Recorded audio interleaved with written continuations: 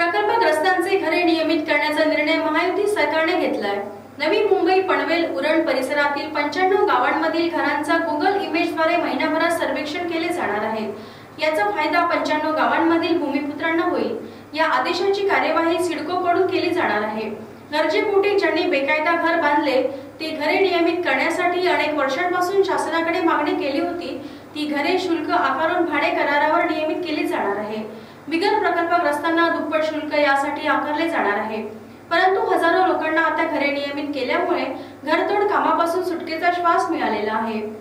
नवी मुंबई पनवेल परिसरातील प्रकल्पग्रस्तांची घरे नियमित करण्याचा निर्णय महायुती सरकारने घेतलाय। नवी मुंबई पनवेल उरण परिसरातील 95 गावांमधील घरांचं गुगल याचा फायदा 95 गावांमधील भूमिपुत्रांना होईल।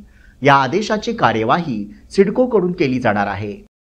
गरजेपोटी ज्यांनी बेकायदा घरं बांधली ती घरं नियमित करण्यासाठी अनेक वर्षांपासून शासनाकडे मागणी केली होती, ती घरं शुल्क आकारून भाडे करारावर नियमित केली जाणार आहेत।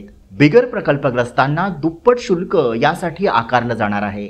घरे नियमित झाल्याने प्रकल्पग्रस्तांसोबत सर्वसामान्यांना मोठा दिलासा मिळाला आहे।